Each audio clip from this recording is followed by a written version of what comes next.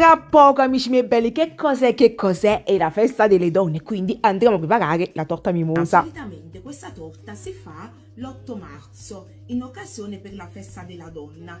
Questo perché la sua estetica, il risultato finale che poi andremo a vedere, richiama diciamo le mimose che solitamente vengono regalate l'8 marzo alle donne. Ma noi sappiamo che altro che mimose, che ve ne uscite con le mimose voi, è bella.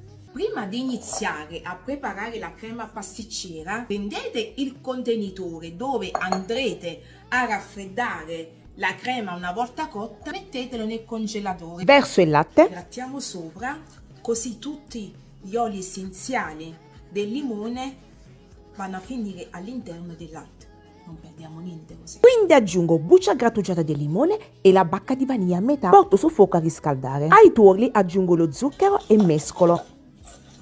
Inserisco anche l'amido di mais e per ultimo stempero con il latte aggiungendolo in 3 volte. Verso all'interno della pentola, porto a cottura a fiamma dolce girando in continuazione fino a che la crema non si addensa, più o meno, amici miei belli, 85 gradi. La nostra crema è pronta, si sente un profumo, la frusta, così,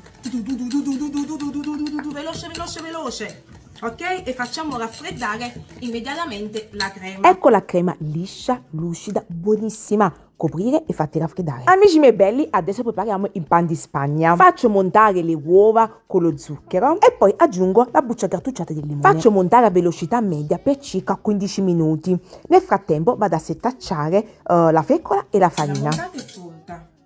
La montata è pronta se scrivendoci sopra la lettera non affonda. Adesso andiamo ad aggiungere la farina e la fecola. Va versato un poco alla volta. Okay. Movimenti delicati. Una volta che si è incorporato la farina, non bisogna lavorarlo troppo, altrimenti si smonta. Verso l'impasto nello stampo imburrato infarinato e forno. Il pan di Spagna è pronto. Usate la spatola con movimenti rotatori per staccarla dalla tortiera. Guardate com'è soffice. Il pan di Spagna, come sappiamo, vuole la bagna. E io ho preparato la bagna al limone con zucchero, acqua, buccia di limone, se non mi sbaglio anche il limoncello. Ho montato la panna e l'ho incorporata alla crema pasticcera con la frusta a mano. Usando la frusta è come se io andassi ancora a montare la panna, perché io all'origine l'ho montata non proprio sostenuta, quindi mettendo la crema pasticcera ho visto che la consistenza non era come volevo, quindi uso la frusta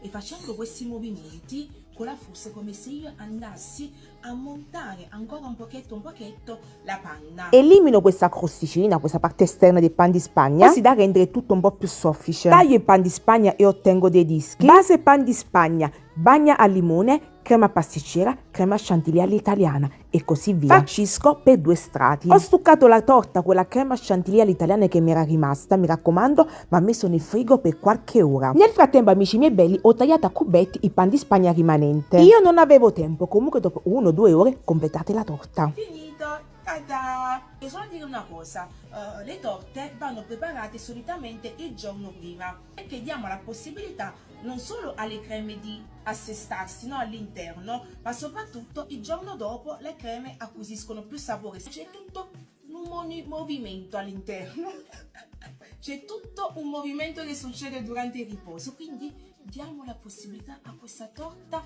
di poter essere squisita il giorno dopo. È vero, si può mangiare adesso? Sì, si può mangiare. Sarà buono? Sì, perché è tutto buono, ma il giorno dopo sarà speciale, squisito. Questa è la differenza. Torta mimosa? Che stai? Che?